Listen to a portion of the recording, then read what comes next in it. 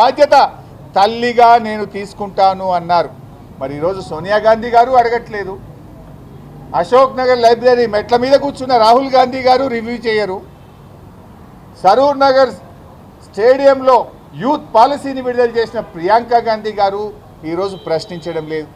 మొత్తంగా గాంధీ కుటుంబం, సోనియా గాంధీ గారు, ప్రియాంక గాంధీ గారు, రాహుల్ గాంధీ గారు నిరుద్యోగ యువతి యువకులను ఈరోజు దారుణంగా మోసం చేశారు. ఇలా తెలంగాణ సమాజం మిమ్మల్ని ప్రశ్నిస్తుంది, మీరిచ్చిన హామీలు ఏమైనాయి, తక్షణమే వాటిని అమలు చేయాలని చెప్పి కూడా ఈరోజు బీఆర్ఎస్ పార్టీ తరఫున మేము డిమాండ్ చేస్తూ ఉన్నాం.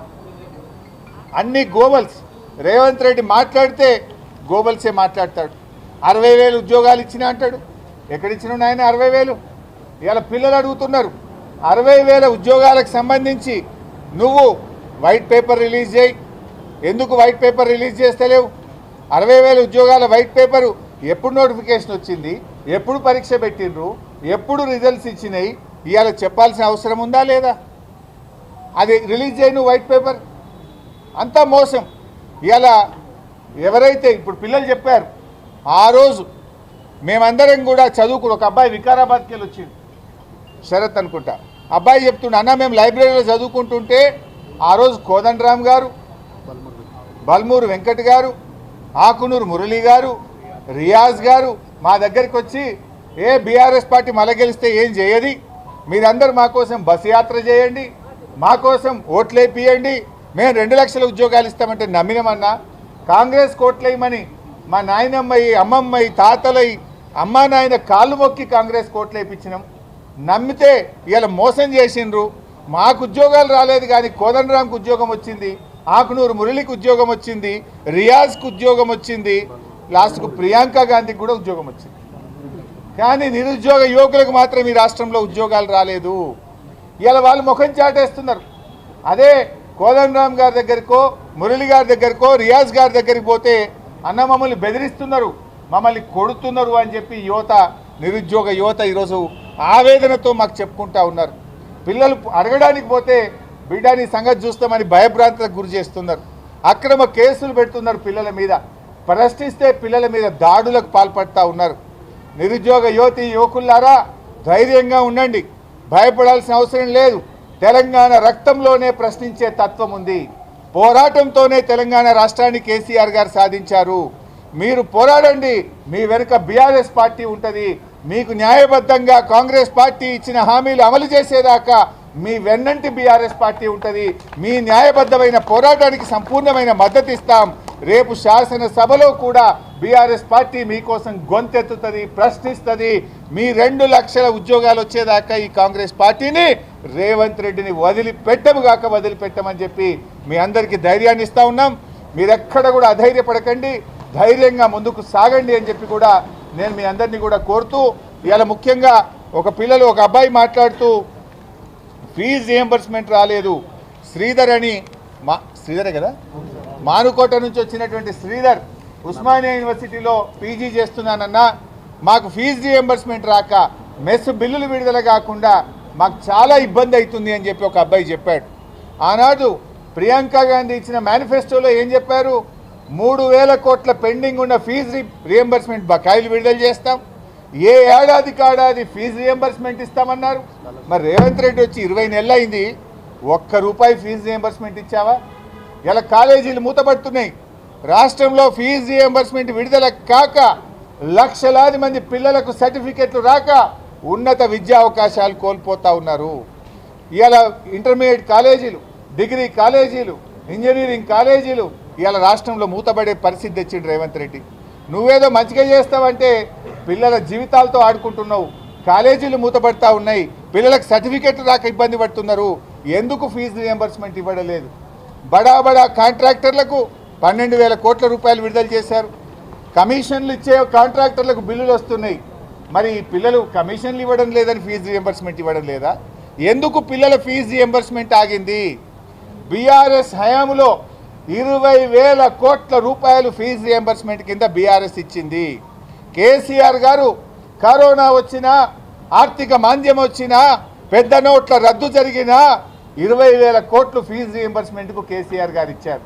మరి మీరు వచ్చి 2 ఏళ్ళు అయింది కదా, ఎందుకు ఫీజు రియంబర్స్మెంట్ డబ్బులు ఇవ్వడం లేదు? మీరే గొప్పలు చెప్తారు కదా, ఈ పథకం కాంగ్రెస్ తెచ్చింది, రాజశేఖర రెడ్డి తెచ్చిండి అంటారు కదా. మరి మీ కాంగ్రెస్ తెచ్చిన పథకాన్ని ఎందుకు పక్కకు పెడుతున్నారు? ఎవరు ఫీజు రియంబర్స్మెంట్ పొందేవాళ్ళు? ఎస్సీ, ఎస్టీ, బీసీ, మైనార్టీ పిల్లలు కదా. ఆ ఎస్సీ, ఎస్టీలు అంటే నీకు ఎందుకు అంత చిన్న చూపు? మైనార్టీలు అంటే నీకు ఎందుకు అంత చిన్న చూపు? ఎందుకు బీసీలను అనగదొక్కుతా ఉన్నావు? ఎందుకు ఫీజు రియంబర్స్మెంట్ డబ్బులు ఇవ్వడం లేదు?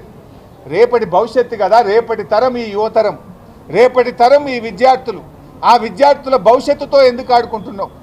ఆ విద్యార్థుల జీవితాలతో ఎందుకు చెలగాటమాడుతున్నావు? ఎందుకు ఫీజు రియంబర్స్మెంట్ విడుదల చేయడం లేదు అని మేము అడుగుతా ఉన్నాం. ఇవాళ తక్షణమే పిల్లలకు ఫీజు రియంబర్స్మెంట్ విడుదల చేయాలని, 2 లక్షల ఉద్యోగాలు తక్షణమే నియామకం చేపట్టాలని, మీ జాబ్ క్యాలెండర్లో చెప్పిన ప్రకారంగా ఉద్యోగాలకు నోటిఫికేషన్లు విడుదల చేయాలని, నిరుద్యోగ యువతకు 4000 భృతి ఇవ్వాలని, అమ్మాయిలకు స్కూటీలు వెంటనే అందించాలని ఈ ప్రభుత్వాన్ని మేము డిమాండ్ చేస్తూ ఉన్నాం. Thank you.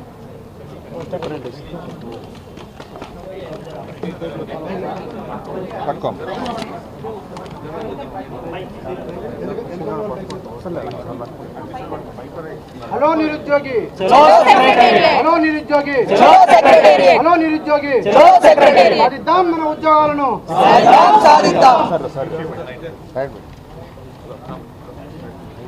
భోజనం చేయాలి అందరికీ, మెస్లో భోజనం చేయించి పంపించండి అందరికీ.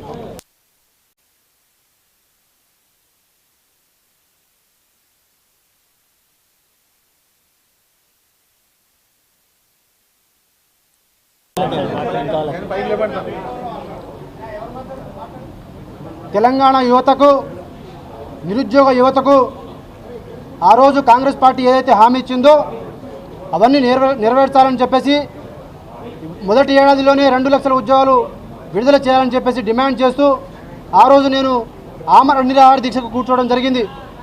సరే 9 రోజులు కూర్చున్నాం, ఆరోగ్య పరిస్థితి బాగలేదు. తర్వాత ప్రభుత్వమైనా కదిలి మాకు నోటిఫికేషన్ విడుదల చేస్తుందేమో అని చెప్పేసి మేము స్వచ్ఛందంగా విరమించడం జరిగింది. కానీ దాని తర్వాత డిఎస్సి పోస్ట్ పోన్ చేయడం కానీ, గ్రూప్ 2 పోస్టులు పెంచడం కానీ ఇవి 2 చేయలేదు. అక్కడితోనే ఆగకుండా అసెంబ్లీలో సాక్షాత్తు ముఖ్యమంత్రి గారు జాబ్ క్యాలెండర్ ప్రకటించినారు, అది కూడా ఇంప్లిమెంట్ చేయలేదు. దాని తర్వాత ఎస్సీ వర్గీకరణ అన్నారు, అది కూడా ఆ వర్గీకరణ అయిన తర్వాత కూడా మాకు నోటిఫికేషన్ విడుదల చేయలేదు. మరి టీజీపీఎస్సీ చైర్మన్ ద్వారా మేము మొదటి వారంలోనే మీకు నోటిఫికేషన్ విడుదల చేస్తామని చెప్పేసి ఆ మాట కూడా చెప్పడం జరిగింది. అక్కడ కూడా వీరు మాట నిలబెట్టుకోలేదు. దీనికి నిరసనగా మేము ర్యాలీలు, ధర్నాలు, ముట్టడిలు, నిరసన కార్యక్రమాలు, ఇంద్రపార్క్ దగ్గర ధర్నాలు కూడా, మహాధర్నాలు కూడా మేము చేయడం జరిగింది. అయినా కూడా ప్రభుత్వం కొంచెం కూడా కనికరించకుండా మా మీద అక్రమ కేసులు బనాయిస్తూ, అడిగిన వాళ్ళని కొడుతూ, ముఖ్యంగా మా యొక్క శక్తిని మమ్మల్ని హేళనగా చేస్తూ, మమ్మల్ని పేడ్ ఆర్టిస్టులను ఆ పార్టీ అనో ఈ పార్టీ అని చెప్పేసి మమ్మల్ని ఒక ముద్ర వేయటం. అసలు అంతకు మించి బాధాకరమైన విషయం ఏంటంటే మాకు ఉద్యోగాలు ఎక్కువైనాయి, మాకు నోటిఫికేషన్ వద్దు అని చెప్పేసి మేము రోడ్డు మీద వచ్చినామని చెప్పేసి మమ్మల్ని హేళన చేస్తూ మాట్లాడినటువంటి ప్రతి మాటని మేము ఖండిస్తూ ఒక కార్యాచరణని పూనుకున్నాం. ఎందుకంటే ముళ్ళును ముళ్ళుతోనే తీయాలి అని చెప్పేసి నిర్ణయించుకున్నాం. ఆ రోజు టీపీసీసీ అధికార ప్రతినిధి అయినటువంటి రియాజ్ ఎవరు, అసలు కాంగ్రెస్ పార్టీ నాయకుడు, బల్మూరి వెంకట ఎవరు, ఎన్ఎస్యూఏ ప్రెసిడెంట్.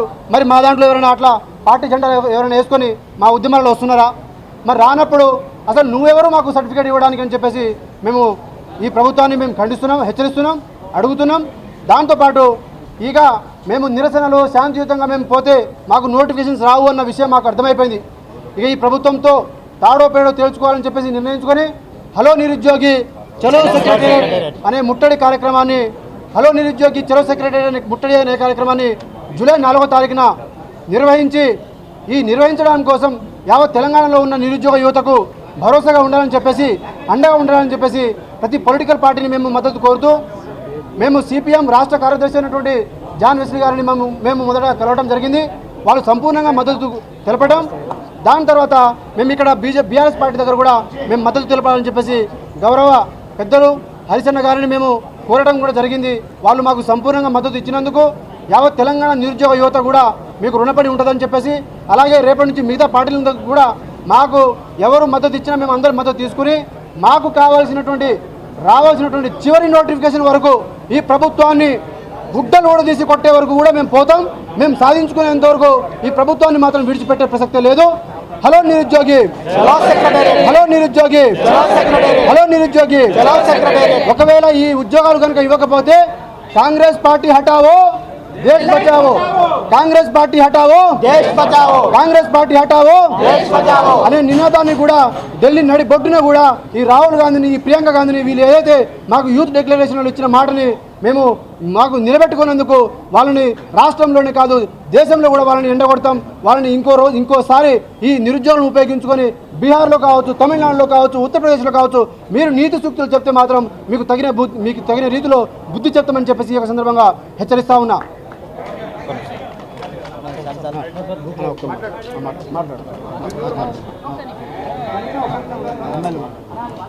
మిత్రులారా, మనందరికీ తెలిసిన విషయమే హ్యాండ్ పార్టీ ఈరోజు నిరుద్యోగులకి హ్యాండ్ ఇచ్చిన కారణాన మనం ఈరోజు బీఆర్ఎస్ భవన్ తట్టి హరీష్ రావు గారి మద్దతు కోరడం జరిగింది.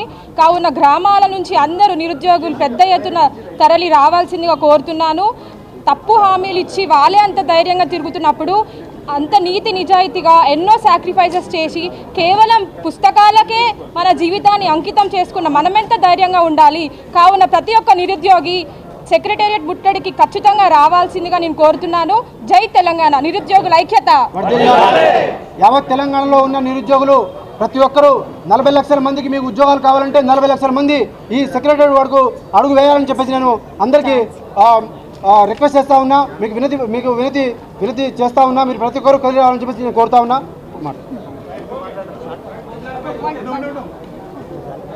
ముందుగా మీడియా మిత్రులందరికీ నమస్కారం. సో ఇప్పుడు ఇక్కడ మీట్ అవ్వడానికి రీజన్ ఏంటనేది అందరూ మాట్లాడారు. నేను ఒకటే చెప్పదలుచుకున్నా, కాంగ్రెస్ నాయకులు ఏ విధంగా అయితే జనరల్